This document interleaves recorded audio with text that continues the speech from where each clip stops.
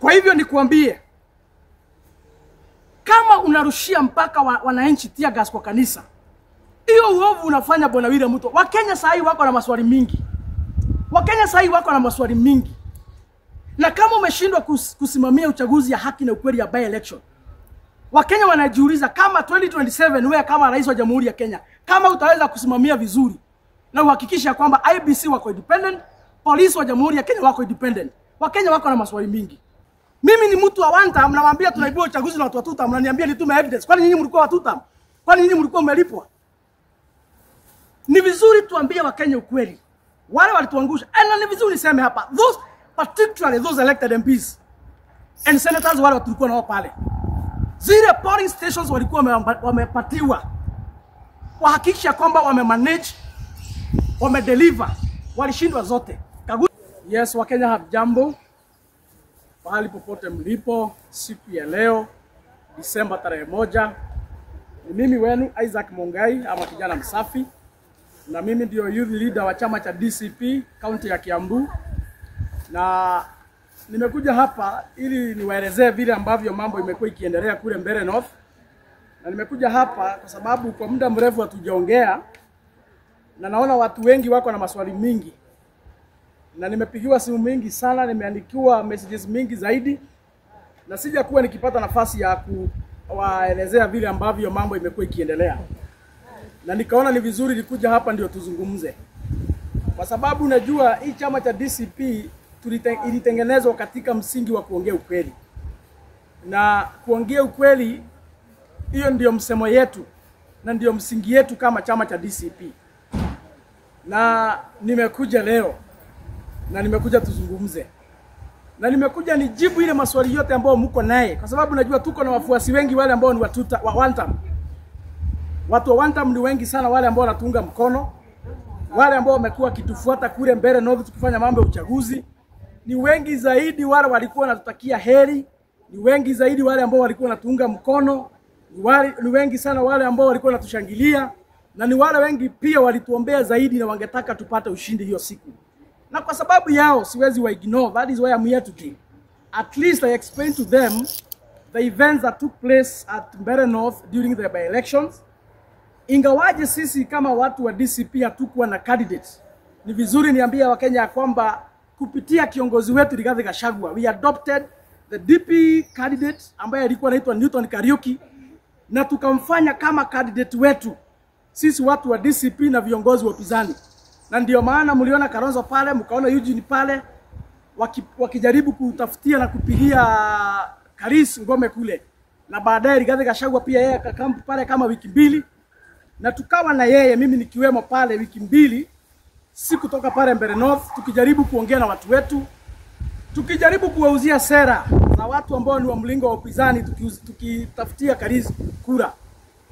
Na ndio maana tulikuwa pale. It is good to clarify ya kwamba we adopted Kariuki, Newton Kariuki as our candidate akiwa na chama cha DP, na tukaenda kumsaidia kwa sababu tumekubaliana ya kwamba sisi watu wa mrengo wa upinzani vita tutakuwa tukipigana sisi zote. Tukishinda tunashinda sisi wote.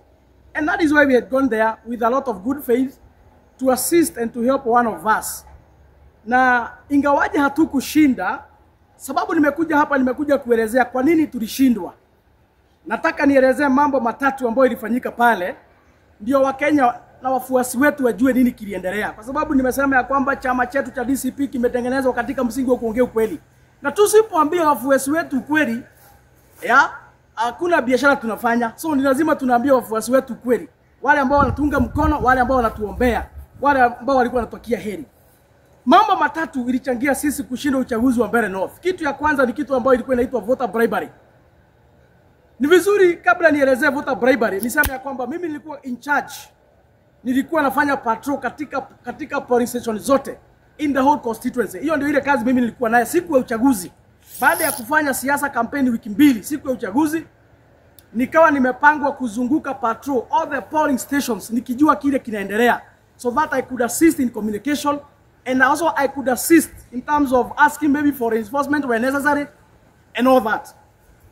Nikiwa katika hiyo harakati ya kuzunguka polling stations, one of the things that I discovered early in the morning, around 8 in the morning, voter bribery was done at very high rate. Na watu wa Tutam, ni vizuri niseme ya kwamba walikuwa wamejipanga usiku. Hawakulala, walizunguka kwa maboma wakipatia watu 5,000 na wakiwapatia chakula. Wakawapanga vile ambavyo watatokelezea mapema sana kupiga kura. Asubuhi kucha 6 in the morning wakaingia katika vijiji, wakatoa wale watu walikuwa wamepatia pesa. Wakapanga agent wao na wakapanga mobilizers wao. Sasa mtu akienda kupigia wa Muthende kura, ulikuwa unaambiwa ukienda pale kwa class useme ya kwamba wewe hujui kuandika na hujui kusoma. Ndio ukifika pale, ukiingia ndani useme hujui kusoma na hujui kuandika, agent wa Muthende mwenye ako huko ndani wakiwa na PO watakuuliza unataka kuchagua nani. Unasema wa Muthende ndio wakusaidie kuchagua wa Muthende. Sababu ya kuambiwa aseme hajui kuandika ama kusoma, walikuwa wanataka ndio agent wa Tutam mwenye ako kule ndani akonfirm huyo mtu amechagua wa Muthende, ndivyo akitoka kule nje agent wao asignal wenye wako nje aende apatue balance. So walikuwa wanapiga kura, usiku wamepatiwa 5,000 wamepatiwa chakula. Asubuhi unaenda pale unasema wa Muthende, agent mwenye ako ndani wa Tutam mwana confirm, ndio ukitoka hapo ukienda kule nje unaenda unapatiwa balance ya 2,000. Na wakaifanya hivyo na jiambo ilikuwa ya juu zaidi. Na wakang'ang'ana kabisa. Na watu wa Mbeere North wachache wakaingia katika hiyo mtego ya voter bribery, kwa sababu pia pale watu wengi sana hawana civic education. Hii injili tulikuwa tunawaambia ya kukula pesa, lakini siku ya kupiga kura mpigie mtu anaitwa Karisi. Hiyo injili haikuingia sawa. Waliangua katika mtego. Voter bribery, it was at very high rate. Hiyo ni kitu moja ambayo ilifanyika. Na nilipoingia pale ndani nikaongea na maaskari. Nikaambia mbona mnakubali hawa majamaa wanapatia wapiga kura pesa hapa? Na mnajua ni kinyume na sheria. Askari wakaniambia kwamba for as long as hiyo biashara inafanywa kule nje, sisi tunajua.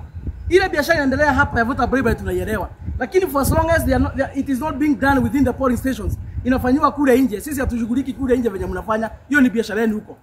And that is how the policeman responded.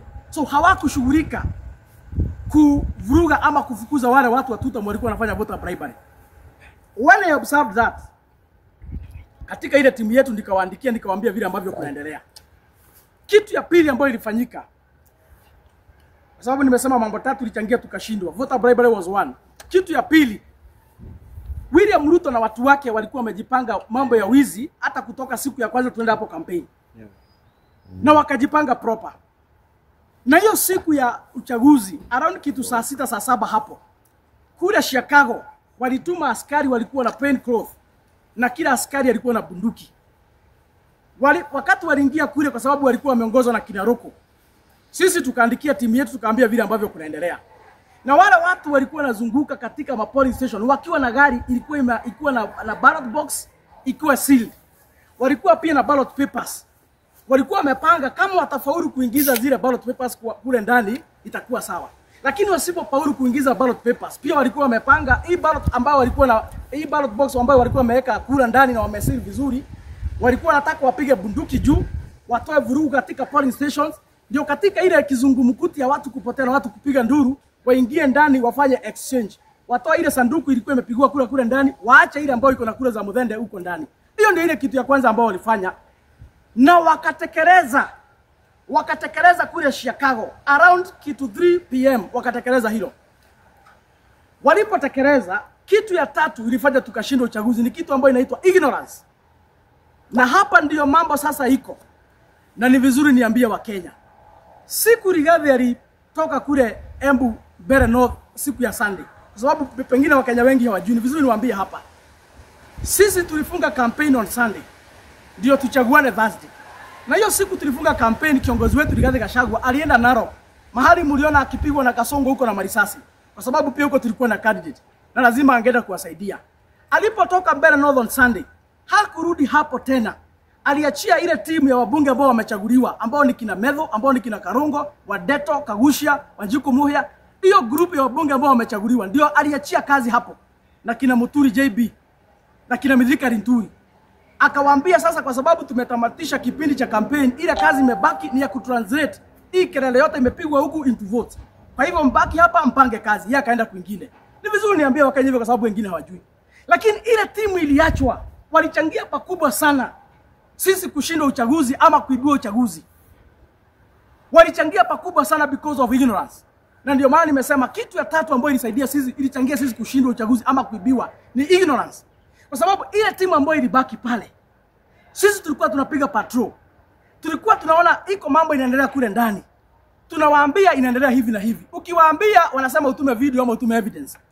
Sisi tunawaambia iko timu yetu ya security iko Chicago. Na wametuambia iko watu wanaingia huko ndani wako na masuti na mabunduki wataka kuiba kura. Tukiambia kina Medho hivyo na kina Kagushia na kina hiyo group ya wabunge walikuwa wameachwa hapo, wanatuambia tutume evidence. Ati tutume video.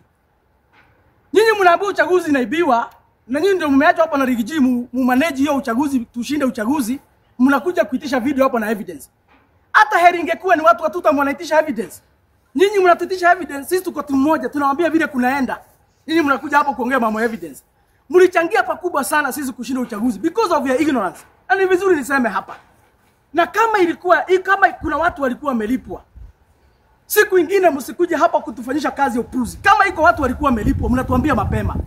Kwa sababu hata kama Ruto walikuwa wamepanga wizi na waliiba na wakasucceed because among ourselves iko watu waliwatengenezea nafasi mzuri ya kupenetrate. Ni vipi nyinyi ndio mmeachiwa mumanage uchaguzi, alafu sisi ambao tuko mashinani tuko kwa ground tunawaambia tunaibiwa, mnasema tutume evidence, ukiwa kwa mahoteli mnakunywa chai na mandazi hapo, wengine wanakunywa pombe. Hapo mlituangusha. Unajua ni vizuri niongee ile maneno pengine Rigiji hakujua pengine kwa sababu yeye alituacha huko wiki mzima tupange kazi na tulimwaibisha na tulimwangusha. Let me say here, kama DCP ni saa tu kuwa na candidate hapo, alikuwa wa DP, but we had gone there to adopt him, tumsaidie kama one of the principals in the opposition, tumsaidie ashinde uchaguzi. Lakini sisi ambao tuliachwa hapo tu manage uchaguzi, hasa hao ambao nimetaja walikuwa wamesimamia, nyinyi ndio mlitutia aibu. Rigathi alifanya kazi yake, akatoa pesa yake, akatoa muda yake. Wiki mbili hakuwa kwa Dorcas, alikuwa analala hapo Mbeere North. Anaamuka asubuhi, anaenda door to door, anaongea na wananchi. Watu wote wakasema one time na mambo yote ikakuwa sawa. Lakini Rigiji akitoka hapo akamwambia make sure you translate what you have done into votes. Akamwambia vitu mbili mtafanya, mobilization and making sure that you are getting the vote. Those were the instructions from Rigathi Gachagua. Lakini wale aliachia hapo. Mimi leo hii niko na uchungu. Kwa sababu tulikuwa tunawaambia tunaibiwa. Hakuna kitu walikuwa wanafanya.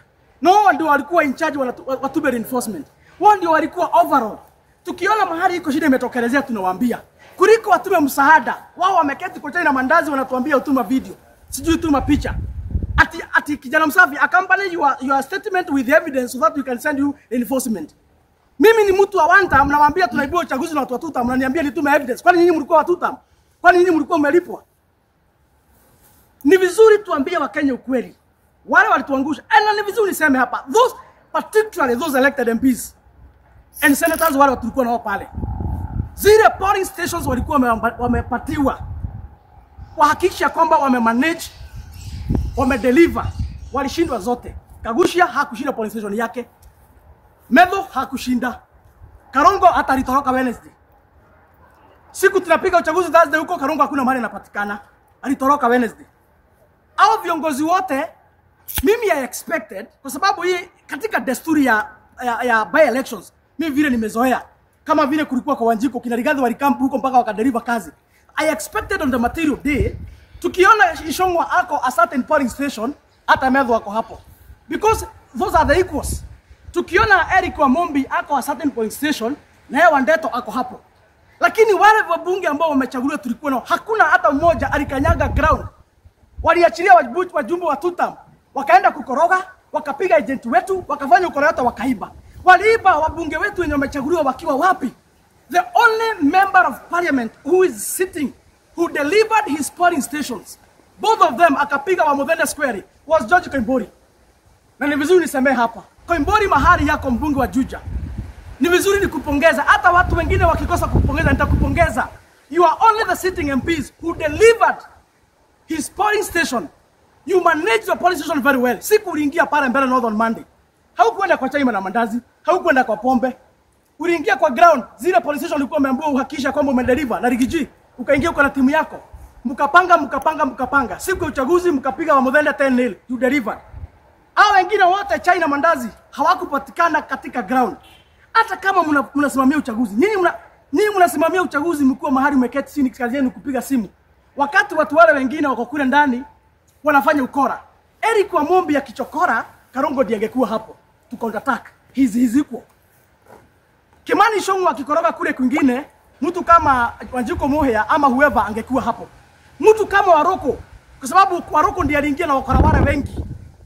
Wakahijack whole polling stations. Wabunge wetu wale walikuwa pale kinakagusha na Wandeto wangekuwa hapo. Lakini kama wabunge ambao wamechaguliwa waliogopa. Waliogopa, hawakuonekana mahali waliogopa. Wengine wakatoroka kama kina Karongo, a day before wakatoroka. Wale wengine walibaki China mandazi hapo the whole day, hawakwenda kwa polling station. Kama wabunge wamechaguliwa wameogopa, na wale wengine je, mlikuwa mnatarajia tufanya nini? Mtu mwingine nataka nipongeze hapa ni Wanaina Jango. Tulifanya patrol the whole day until the whole night. Tukiwa na Wainaina wa Jango and team. Tukazunguka katika polling stations. Mpaka mahali ambapo Roko waliibia kura. Mahali tulikuwa tunaambia kina Medho wanatuambia tumeni evidence. Agent wetu wamevurushwa nje. Box ya ballot papers imebebwa imewekwa katika gari ya polisi. Imetolewa katika polling station bila kuhesabiwa. Inapelekwa Turning Center. Mimi na Mheshimiwa Jango and his team tukaifuata usiku. Kufika Chicago tunapata wakora zaidi ya 500 wako na miti ya majembe. Na ni vizuri niambie William Ruto. Wale wakora walikuwa wametengeneza pale Chicago, wakora 500 tukawapata hapo na miti ya majembe. Wakazuia sisi kuingia. Lakini kwa sababu sisi si wahoga, tukasema kama mbaya. Tukapita na wao wakatoroka. Kufika pale main gate ya Turning Center, tukapata GSU karibu 1000. Wakiwa na miti ya majembe na wako na mabuduki. Wakazuia sisi kuingia hapo. Ballot papers zilienda kama tunaona. Hatungefaulu kuingia hapo kwa sababu ya hao ma-GSU. Kufika kule ndani wakakoroga. All these things zikifanyika, hawa wabunge nimetaja walikuwa wamekaa mahali. Na siku wakati waliona sasa kabisa kimeumana vile tulikuwa tunaambia the whole day mchana, walitoroka. Hii mambo ya voter bribery, I told them as early as morning 7 AM nilikuwa nimewaambia iko voter bribery hapa, jueni vile tunafanya. Na nimeongea na askari wamekataa kusimamisha hii voter bribery. So nikawaambia kama mbaya hata sisi, kwani watu wananunuliwa na dola, si wananunuliwa na Kenya shillings, hata sisi tununua watu. Kwa sababu uchaguzi ni uchaguzi, kama mbaya wakiiba mnaiba. Wakinunua watu mnanunua watu. The evidence is here, niliwaandikia the evidence is here, nikawaambia watu wameanza kununuliwa. Na kwa sababu tutapoteza kiti kwa sababu ya pesa kidogo zinanunuliwa watu hapa. Hakuna haja tupoteze uchaguzi, hata sisi tununue watu. Kwani wananunuliwa na dola ama pesa ya China, si ni Kenya shillings zetu tuko nazo kwa mfuko, hata sisi tununue watu. If that is what will make us win the election. Lakini wengine hapo wanajifanya maaskofu wakasema hiyo tutaenda hiyo barabara. They ignored every information that we shared with them as the team that was in charge. They ignored the ground intelligence ile tulikuwa tunawapatia. And therefore it is good to say here, in as much as William Ruto aliiba kwa sababu watu wetu wale walikuwa in charge waliregea. Kama hawangeregea hiyo uchaguzi, hata wangejaribu kutuiba hawangeweza kuiba. Because the main business here is kutoka asubuhi hiyo the material day. Na ndio maana hata Rigijia alikuwa ametuacha huko. Yeye akaenda peke yake, si akasema tubaki hapo. Alisema tubaki hapo ndio tuweze kulinda uchaguzi. Watu wa Mbele North wakasema nyinyi tutapiga kura, kazi yenu ni kulinda uchaguzi. Hii timu iliangusha mpaka watu wa Mbele North because hata zile kura walipiga hawakuweza kuzilinda. Ziliibua tu kama wanaona. Kuibua uchaguzi is not an excuse. Wakiiba hata nyinyi mnaiba. Mimi hiyo ndio I believe in, wakiiba hata nyinyi mnaiba. Wakinunua watu hata nyinyi mnanunua watu. Kwani walikuwa wananunua na damu ama figo ama nini? Si ni pesa tu. That is what I believe in. Na sababu nimeongea hapa na uchungu. Sasa mambo imeanza kuchemuka. Na tunakaribia kuingia katika uchaguzi mkubwa. Lakini kabla tuingia katika uchaguzi mkubwa, kitu ya kwanza iko uchaguzi mdogo mingi zitafanyika. Huko Mbele North iko na uchaguzi za hizo MCAs wawili zitafanyika February. Iko uchaguzi mwingine itafanyika uchaguzi mdogo kule Isiolo. So tuko na elections mingi zitafanyika hapa katikati kabla tufike 2027. Na kama hii mchezo hawa watu ndio watakuwa nayo kina Medho. Rigijia anafanya kazi kubwa, anawasaidia, anawaachia, nyinyi mnapeana tu. Mnaachilia tu na mchezo hapa. Kama hii mchezo ndio mtaenda nayo, mtuambie mapema. Kwa sababu William Ruto hataenda kwa sababu ya kelele mingi. Kulea ndevu na kuachilia nywele kubwa haitafanya William Ruto aende. William Ruto ataenda kwa sababu ya ile kazi tutapanga ya ballots ya kupiga kura. Hiyo ni kura itahesabiwa kwa debe, si ndevu ama nywele ama rasta. Ni vizuri tuambiane ukweli. Ndio muweze kupanga kazi mapema. Kama if we mean it and if we mean the business. And if we are not preparing to let down our people, And if we mean it is one time and William Ruto must go home, then hataenda kwa sababu ya kusema anakunywa changama, anakunywa murubaini ama anafanya nini. Hiyo kadabra mingi on the rooftops. William Ruto ataenda kwa sababu ya ile kazi tutapanga ya wananchi kupiga kura. Hakuna uoga. Ni vizuri kuuza uoga kwa siasa, lakini uoga haitahesabiwa kwa ballot. Wala wakora wa UDA wakiongozwa na Kasongo waliuza uoga kule Mbeere North siku ya kwanza. Wakatuma wakora wakasema ya kwamba tukienda hapo watatuchinja. Tulienda, hatukuenda, tulienda. Despite the intimidations, despite all the fears and all that, tulienda huko Mbeere North. Tukakaa huko wiki mbili bila kununua uoga. Wakaendelea na kusema ya kwamba wataiba kura. Watu wote wa Mbeere North wakajua kwamba William Ruto ataiba kura. Hata kama waliuza uoga namna gani, baadaye kwa debe ni kura zihesabiwa. Si uoga ilihesabiwa. Kwa hivyo niambie hawa kina Medho na kina hawa hii team tulikuwa nao kule. I'm so bitter because you know what you did. Mchana mzima tulizunguka tukiwapatia information and you responded to none. Instead mlikuwa mnatuliza maswali ya puzi hapo ya nasari. I'm so bitter with you. Ni vizuri niwaambie kwamba kuuza uoga kwa siasa ni sawa. Kwa rooftops uzeni uoga kabisa. Lakini kwa debe si uoga inahesabiwa, ni kura zinahesabiwa. Kama mko na mbinu ya kuuza uoga lakini hamuna mbinu ya vile kura zitalindwa, hamuna mbinu vile wananchi watatokelezea na wapango kupiga kura, hii ni wakati tunapotezeana hapa bure. Na hii ndio ile information nimesema hapa kwa sababu pengine Rigiji iko maneno pengine hakuwa anajua vile kunaendelea. Mtu mwingine hapa siwezi kosa kuambia. Bwana Mithika Linturi ulituangusha vizuri. Ulituangusha Mithika Linturi. Zile polling stations ulikuwa nafaa kusimamia, haukufika huko. Jana katika mazishi ya Leni Kivuti mama yao on Saturday nimesikia kusema ya kwamba umekuwa Mbeere North wiki mbili. Wiki mbili gani? Hatukukuwa na siku ya Thursday, hatukukuwa na mahali. Ni vizuri tuambiane ukweli.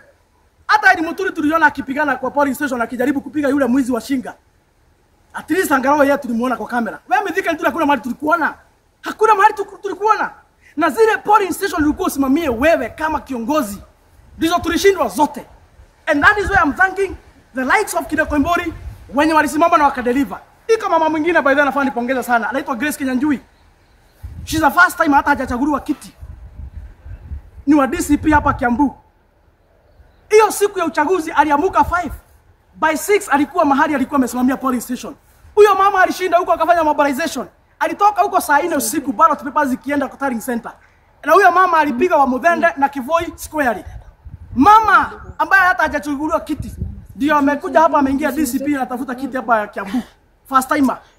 Ameingia kwa siasa. Alishinda wanaume wanasema wako na experience. Akadeliver, akapiga Mboi na akapiga wa Muthende square. Na yeye hakutoka polling station. The whole day alishinda huko. Wale wamechaguliwa ndio wako na uoga hata kuliko hajachaguliwa. Mnakaa huko kwa mahoteli kazi yenu kuja tena mandazi. Nitaongea hivi kwa sababu mimi hakuna kitu naopanga. Na mimi najua siasa ya kuambiana ukweli ndio naelewa. I think mimi mafikira yangu na Rigiji zinapelekana. Tunaambiana tu ukweli plainly bila kuficha. Ukweli kikuma wewe toroka. Lazima tuambiane ukweli ndio siku nyingine tusifanya hii upuzi.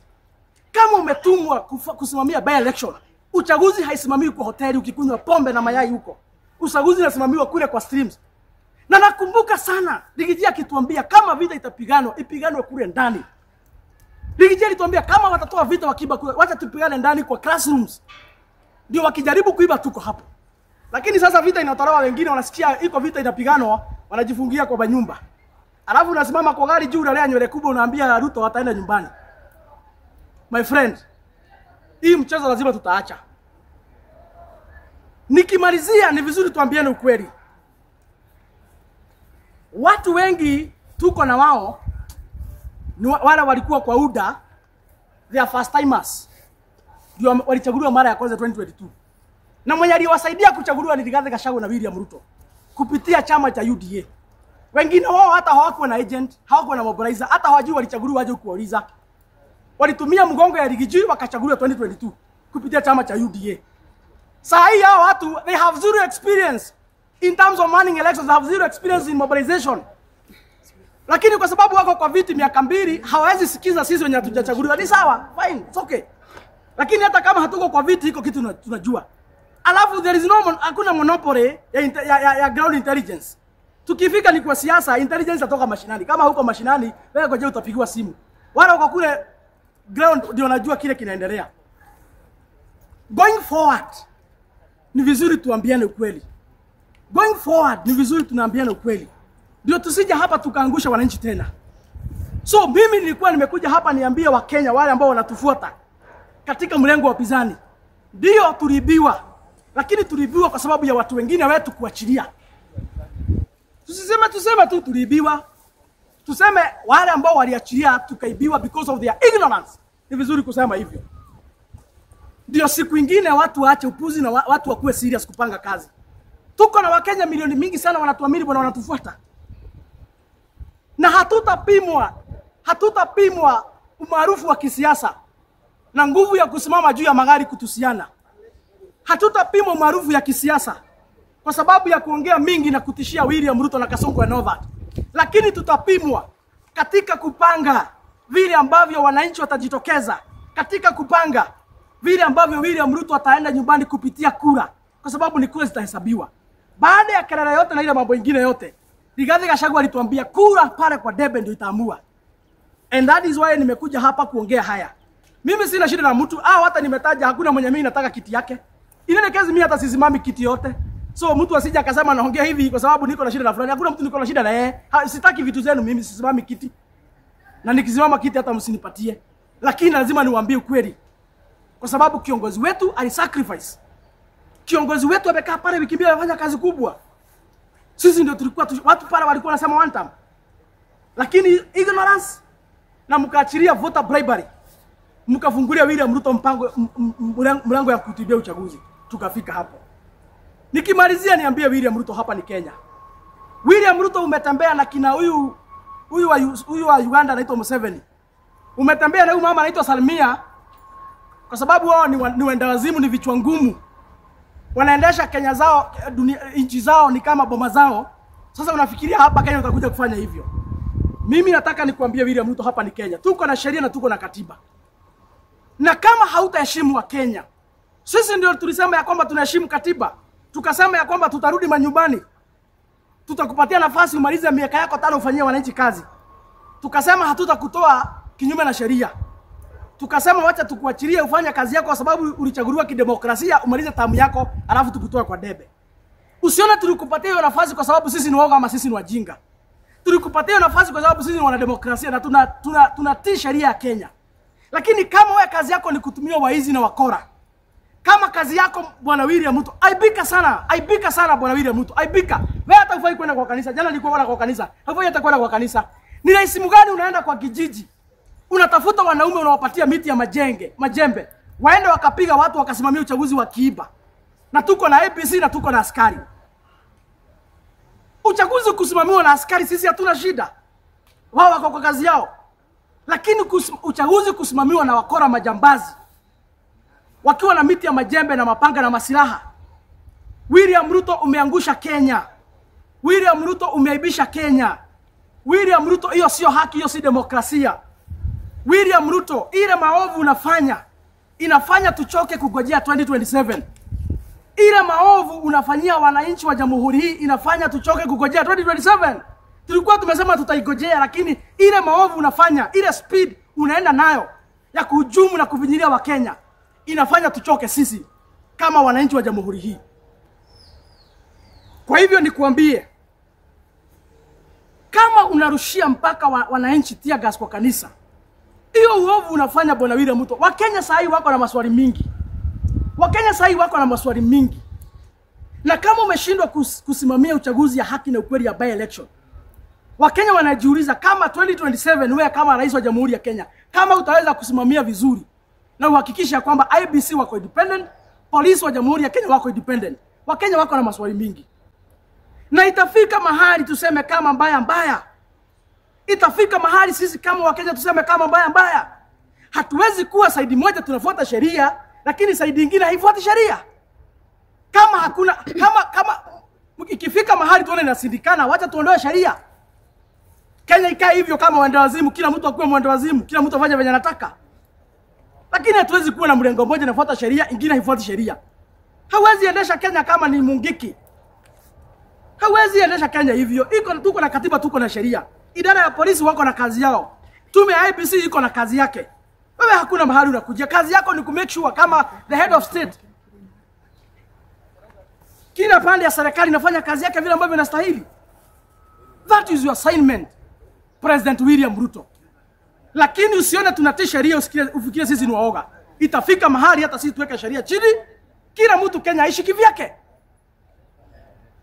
Niambie wa Kenya nikimalizia, safari ya kuhakikisha kwamba Kasongo ni one term haitasimamia hapa. Mpaka 2027 tutaisukuma mpaka mwisho. Mambo bado ni kionjo. Viongozi katika mlengo wa upinzani bado watazidi kutuongoza. Na Wakenya wazidi kujiandikisha, wale ambao hawajajiandikisha, hasa vijana wetu katika nchi yetu. Safari ya kumake sure William Ruto ni one term, hiyo hakuna siku itasimama mpaka 2027. Kwa sababu hatuwezi endelea namna hii kama taifa. Otherwise ni hao tu kwa leo. Kama kuna swali, nitachukua swali moja ama swali mbili. Mimi nilikuwa nimekuja hapa niambie Wakenya wa Jamhuri ukweli, na hasa nilikuwa nimekuja hapa niambie wafuasi wetu, wale ambao wanatuaminia ukweli, niwaambie vile kuliendelea.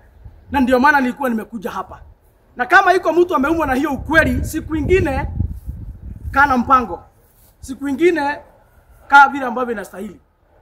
Ndio maana nilikuwa nimekuja hapa. Sina vita, sina shida na mtu.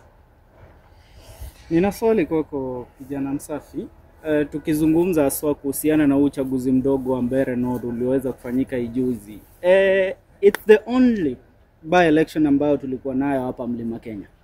Na this by election ndio by election, hata akizungumza kiongozi wenu wa DCP Rigathi Gachagua alituambia kwamba this is the litmus paper ya kuonekana ya kwamba yeye sasa atazidi kushikilia ushukani kama the kingpin wa Mlima Kenya. And right now he has lost it. Tukienda huku kwingine, yes, tunakubali DCP ilishinda huku kwingine na DCP haikuwa na candidate huko. But for him, he did his best, but still lost to Kithure Kindiki.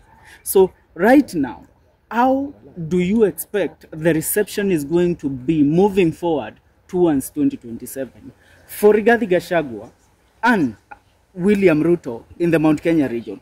Looking at it, William Ruto after kushinda these by-elections alianza kucelebrate wapi? Hapa Kiambu County, akaenda kucelebrate kule Nakuru. Na wale watu walimpokea. I tell you, si ati ni Wakalenjin ama ni Wajaluo walikuwepo huko Kiambu. Ni watu wa Mount Kenya. So how are we going to continue singing the one-term narrative yet? Tunaona mambo ni kama yanabadilika after this by-election. Vizuri sema ya kwamba mambo hayajabadilika. Na tulikuwa na by-elections mingi. Ingawaje Kenya mzima macho yote ilikuwa hapa Mbeere North. Vizuri sema ya kwamba tulikuwa na uchaguzi zilikuwa zinaendelea katika kaunti zingine. Kule Kajiado ilikuwa uchaguzi. Hapa Nairobi ilikuwa uchaguzi. Kule Narok ilikuwa uchaguzi. Kule Kilifi ilikuwa uchaguzi. Hapa Bungoma ilikuwa uchaguzi. Na isipokuwa hapa Mbeere North walichukua mapanga, waka exchange ballot boxes, wakafanya ukora sisi tukiona. Kule kwingine hapa Kariobangi walijaribu ukora, lakini ile timu ilikuwa huko ilikuwa timu ya maana. Na nipongeza ile timu ilikuwa Kariobangi. Despite all the theft, thuggery, intimidations, hiyo upuzi yote, walifaulu na wakashinda uchaguzi ya Kariobangi. Kule Narok mliona mpaka ilibidi Rigathi Gachagua afanye kampeni kama amevaa helmet. Bunduki zilikuwa zinalia kama kitu kingine. Mawe ilikuwa inauzwa kama risasi, lakini Rigathi Gachagua sababu na simu tokunua uoga, alikanyanga huko akasaidia. Na hiyo timu ya Narok niwapongeze. Niwapongeze zaidi kwa sababu UDA walijaribu kununua kila mtu pale Narok, lakini hawakufaulu, tukashinda hapo kama DCP. Tuende kule Bungoma, mahali huyu speaker Wetangula analala nje hapo kwake. Ya? Unajua siku Wetangula alisimamia Rigijia akafukuzwa kule bungeni parliament wakati impeachment. Ya? Alifikiria Rigathi ameisha. Sasa huyo Rigathi wewe Wetangula alikwambie, huyo Rigathi ulisimamia akafukuzwa hapo bungeni wakati wa impeachment, mkasema ameisha. Chama ile ameanzisha juzi hata haijazinduliwa rasmi, imeshinda kitu kwako nje mahali unalala. Mahali unalala, mahali umezalia watoto hapo kwako nje. Chama cha DCP kilishinda hapo. Vizuri tuseme hivyo. Huko Kilifi tulijaribu, tulikuja namba 2. Na huyo mtu wetu alikuwa amesukuma. Huko Malava walichukua mapanga wakachinja watu, wakapiga watu kama kitu kingine, hata nyinyi mliona. Walitumia wizi wa mabavu wakafanya machafuko yote huko Malava kushinda. So tungeamini iko mahali William Ruto anaenda kama hizi by election zote angeshinda uchaguzi. Una imagine sisi tunashinda broad based. Hapa Kariobangi Nairobi tumeshinda UDA na ODM wakiwa combined wote. Tunashinda broad based. Huyo mtu anasema ni impeach, alishinda watu wako kwa serikali wako na visu, mapanga, pesa, askari, kila kitu. Aliwashinda.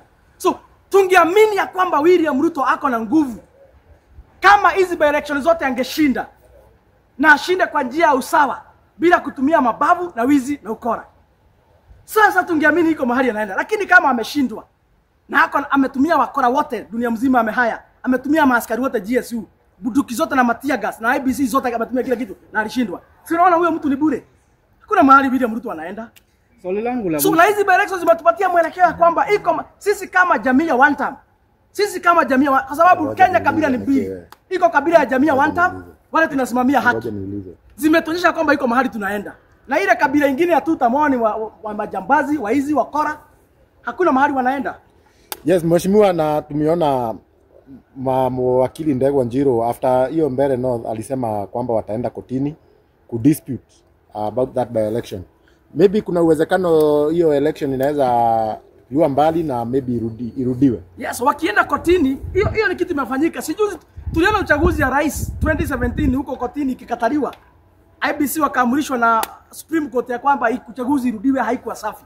So vile ambavyo wameenda kotini ni demokrasia na ni haki yao. Wamefanya jambo ambalo ni la maana, wacha waende kotini watafuta haki yao. So huenda yule judge akasikiza kesi katika je utaratibu na ya usawa.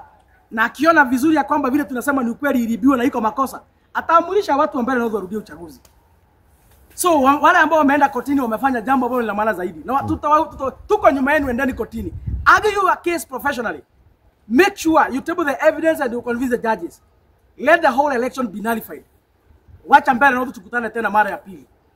Na tukikutana Mbeere North mara ya pili, watu walikuwa wamesimamia huo uchaguzi wao nimetaja hapa, wasitumwe huko, tutumiwe timu nyingine. Tutumiwe ile timu ilikuwa Kariobangi North. Na Kariobangi, na tutumiwe ile timu ilikuwa Narok. Na tutumiwe ile timu ilikuwa Malava. Hao ndio niliona at least hao watu wanunui woga. Kwa sababu mimi sitaki aibu, mnafanya kazi wiki mbili hapo, alafu watu wawili watu watatu hapo wanakuja kuachilia. Na tutachunguza kama iko watu William Ruto alikuwa amelipa hapo tushindwe. Tutachunguza hiyo. Tutachunguza kama iko watu William Ruto alikuwa amelipa wasaidi yetu tushindwe. Tutachunguza hiyo. Na ulikuwa hapo awali ulikuwa unaongea sana na mnasema kwamba UDA iliisha Mount Kenya. UDA iliisha. Iliisha aje na ilishinda na kumaanisha 2027 ni kama watashinda zaidi. Kama UDA haikuisha, mbona walikuwa wanaleta wakora na majembe huko? Wakora walikuwa wanafanya kama haikuisha. Juzi 2022 tukifanya uchaguzi hapa, UDA ilishinda uchaguzi bila wakora, bila wezi, bila vita na bila kuchinja watu, wakashinda viti. Saa hii ndio wajaribu kushinda kiti, wanaleta wakora, wanaleta waizi, wanapigana watu, wanapiga watu risasi na wanaiba. Hiyo ni ishara ya kwamba imeisha. Na sasa suluhisho ya hiyo ni gani? Imeisha. Mpaka 2027 si watafanya hivyo na ndio niliambia watu ambao siku nilikuwa hapo. William Ruto anabeba watu wa Mlima Kenya ujinga. Yeye amehamia ODM, mama hajahamia ODM. Yeye amehamia ODM. Na amehamia ODM baada yake kukojorea UDA. Alafu anakuja kuletea watu chama imekojolewa hapa, yeye amejipanga na ODM. Ndio tuliambia watu wa Mbeere North. Na safari bado, vita tutapigana. Hatuwezi kubali chama kimekojolewa hapa Mlima Kenya. Tutapigana wao vita mpaka dakika ya mwisho. Vile amehamia ODM, yeye aenda ODM. Lakini asienda ODM, alafu anatutumia ile chama amekojolea, ametumia kupiga watoto wetu na kuua watoto wetu na kuharibu nchi. Ndio ile chama atatutumia hapa. Sasa mtajipanga namna gani ili 2027 kusifanyike hivyo venye kulifanyika Mbeere North? Wale ambao wako laini yetu na wako na mchezo tutawarainisha. Kwa sababu mahali imefika, unajua kuna mahali vita inafikanga. Kwanza mnasimama mahali mnaambiana yule ambaye ako na uoga kwanza rudi nyuma. Mwenye anaogopa kukufa kwanza aende nyumbani. Lakini hii timu yetu hatutaenda na waoga. William Ruto hatafukuzwa na waoga. And a good example, angalia Rigiji bana. Mtu anapigwa marisasi bado ana proceed. Mtu anapigwa mawe bado ana proceed. Anavaa helmet. Anaenda kupigana vita. Mahali bunduki zinalia. Huyo mtu ni muoga kweli? Huyo mtu si muoga. Na wale wote ambao hawataiga mfano ya Rigathi Gachagua katika upinzani, tutawatoa. Tutawatoa. Wale ambao hawataiga mfano wa Rigathi tutawatoa. Hawezi tu kazi yako ni kutoa sauti kubwa juu ya magari hapo. Ufikirie utatetemesha William Ruto. William Ruto amekuwa kwa sasa miaka 30. Wewe uko seneta miaka 2. Alafu ufikiri utamuzie uoga hapa na kuongea. William Ruto atatolewa na watu ambao hawana uoga kama Rigathi Gachagua. Watu vita ikikuja haondokei. So katika mlengo yetu ndio tuhakikisha kwamba wananchi hatutawapoteza njia. Na 2027 tutashinda uchaguzi. Wale wako katika baadhi yetu na ni waoga tutawatoa kwanza. Hata hivyo ndivyo Joshua alifanya. Vita na Gideon ndivyo alifanya katika Biblia. Wale waoga kwanza kaeni kando. Heri vita ipigana na watu 7 wenye wanajua Kenya wanafanya. Lakini hatuwezi pigana na watu 100 na watu 50 ni waoga. Tuwezi kubali hiyo maneno. Mheshimiwa, tukimaliza. Na mtu anaogopa kukufa hata hafai kuwa kwa siasa, by the way. Mtu anaogopa kukufa hafai kuwa kwa siasa. Unafaa kuwa nyumbani na bibi yako. Unafaa kuwa nyumbani. Kama unaogopa kukufa kwa siasa, kaa nyumbani na bibi yako. Na siwezi maliza hii press kabla sijapongeza Mkonji. Mkonji ni kijana hapa wa Manyata, mbunge hapa Manyata. Na huyo kijana katika ile timu Rigathi Gachagua alikuwa ameacha kule. Mkonji alisacrifice. Unajua ni aibu. Wale watu wengine wamechaguliwa hapo na Mkonji. Mkonji anaenda ground peke yake. Anapigwa marisasi, gari yake inapigwa marisasi wakifikiri hapo ndani wamuue. Mkonji ameteseka, amezunguka katika police station zote. Yeye peke yake alikuwa anapigwa peke yake. Wale wengine wamechaguliwa pamoja wakiwa wamekaa mahali wanakuja tena mandazi. Niambie watu wa Manyata mko na kijana ambaye ni shujaa.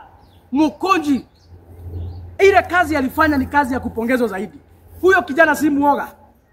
Alipambana na wao magaidi. Hata akiwa peke yake wakapiga gari yake marisasi. Wale wengine wamekaa mahali wanakuja tena mandazi.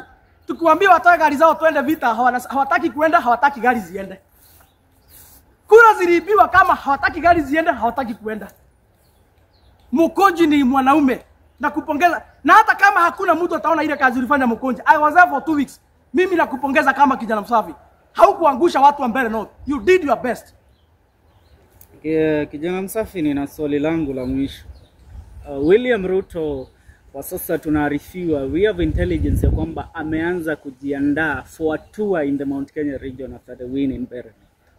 Na swali lingine, somebody told me yesterday when we were having a political discussion that the people of Mount Kenya region did not hate William Ruto. They hated that William Ruto joined hands with Raila Amolo Odinga. Now that Raila Amolo Odinga is not in the picture, they are ready to take back William Ruto. What is your take on that? Again, sorry. Watu wa Mlima Kenya hawakuwa wanamchukia Rais William Ruto. Walichukia Rais William Ruto kwa muungano wake na Raila Amolo Odinga. Na sasa Raila Amolo Odinga ameondoka na amepata kuiaga dunia. Na sasa William Ruto amepanga tour yake ya kwenda Mlima Kenya. Watu wa Mlima Kenya tunaambiwa kwa sasa wapo tayari kumpokea kwa sababu Raila hayupo. Maoni yako ni yapi? Hakuna mtu alichukia William Ruto eti kwa sababu alisialimiana na yule mzee ambaye aliaga juzi anaitwa Raila Amolo Odinga. William Ruto wa Kenya, ile vita iko baina ya Wakenya na William Ruto ilikuwa vita moja peke yake, uongozi mbaya. Hakuna mambo ati walisalimiana na Raila Amolo Odinga. Ile kitu ilifanya Wakenya wakachukia na kaanza kupinga uongozi wa William Ruto ni kwa sababu ya uongozi ambao ni mbaya. Ile uchumi alikuwa ameahidi Wakenya kutengeneza alishindwa. Aliambia mahasla ya kwamba atawatoa mavumbini awapeleke juu. Kama ameshindwa kutransform maskini moja kuwe tajiri vile ambavyo aliwaahidi, hii anasema first world country ataachiwa akiwa 90, itawezekana kweli? Utafanya Kenya aje kuwa Singapore na umeshindwa kusaidia maskini moja kuwe tajiri vile ambavyo aliwaahidi? Kwa sababu aliambia mahasla ya kwamba atawasaidia wakuwe matajiri. Ama hakusema hivyo? Wakati wa campaign ameshindwa kubadilisha mahasla wakuwe matajiri, atabadilisha Kenya ikuwe Singapore vipi? William Ruto ameshindwa kuongoza Kenya. Ameshindwa kurekebisha mambo ya uchumi. Vile alikuwa ameahidi hakuna kitoto moja ametekeleza. Na hiyo ndio vita ya William Ruto na Wakenya. Hasa mimi kama kijana msafi, William Ruto si baba yangu, si brother yangu. Mimi hakuna kitu tunaweza kuwa tunaulizana na yeye kama mtu binafsi yeye. Kama mtu binafsi hakuna kitu tunaweza kuwa tunaulizana na yeye. Ile kitu inafanya tunamkashifu kila siku na kumkosoa ni kwa sababu yeye ndiye rais wa Jamhuri ya Kenya. Ako na kura zetu, ako na ushuru yetu, yeye ndiye kiongozi wa Kenya. Na sisi kama wananchi ni haki yetu kumrekebisha. So vita yetu na William Ruto is purely about issues, not about whoever he associates with him with. That is not an issue. So hata akikuja hapa Mlima Kenya, sasa venye wanasema bila Raila Amolo Odinga, kwa sababu sasa Raila hayuko tena, hatutamkisi. Ni vizuri tumwambie hivyo, hatutamkisi hata akikuja hapa Mlima Kenya. Sisi tuko na haja na ile kazi alituahidi. Siku tulimpigia kura kama wakaaji wa hapa 2027. Na bila kufanya hiyo kazi William Ruto hatuwezi kukisi. Tutakukashifu, tutakukosoa. Kwa sababu siasa si mapenzi. Mapenzi ni ya mtu na bibi yake nyumbani. Kwa siasa ni upatiwe kazi na wananchi wafanyie kazi. Hii mambo inaendelea hapa kwa siasa ni mambo ya maendeleo kusaidia wananchi na Wakenya. Ndio maana walikuchagua na wakapatia ushuru yao manage. Kama umeshindwa hiyo hatutakukisi, tutakuambia ukweli. Yes. Kama hakuna swali lingine tutafungia hapo. Hiyo taarifa mhakikisha kwamba imefikia Wakenya. Na hiyo nimeongea ndio ule ukweli. Hata nikiitwa mbele ya mahakama. Hiyo ukweli nimeongea leo ndio ile ukweli nitaongea hata mbele ya kiti cha Mwenyezi Mungu. Kwa sababu mimi nimefunzwa siasa na Rigathi Gachagua, siasa za kuambiana ukweli. Na tusipoambiana ukweli hakuna mahali tunaenda. Tusipoambiana ukweli hatutarekebisha. Kwa hivyo ni vizuri tunaambiana ukweli. Ni vizuri tunaambiana ukweli. Na hakuna mahali ingine ningeambilia hao watu ukweli. Kwa sababu siku nilijaribu kuambia mambo yanaharibika walikuwa tu wanaleta mchezo. Ndio maana nimekuja kuambilia hapa. Had they listened to me, singekuja kuambilia hapa. So ni hayo tu kwa leo. Mungu awabariki sana. Mungu alinde taifa letu.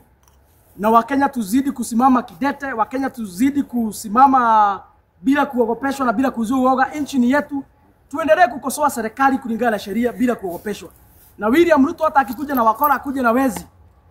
Yule ambaye anatuongoza na anatulinda ni Mungu. Na Mungu atahakikisha ya kwamba hii vita tumepigana mpaka mwisho. Siku William Ruto alipigwa hapa akafinywa kwa kona kabisa. Alikuwa analia kwa kanisa kila siku. Alilia Mungu akamsaidia. So niambia William Ruto, huyo Mungu alikusaidia haukuhama na yeye. Hapo tu hata sisi anatusaidia vile alikusaidia wakati ulikuwa unasema unafinywa. Hata sisi vile unatufinya, yule Mungu alikusaidia wakati ulikuwa unafinywa, hata sisi atatusaidia. Ndiye tegemeo letu na ndiye tunaamini. Otherwise asanteni sana, Mungu awabariki. Mungu alinde taifa letu la Kenya. Asanteni sana. Amina.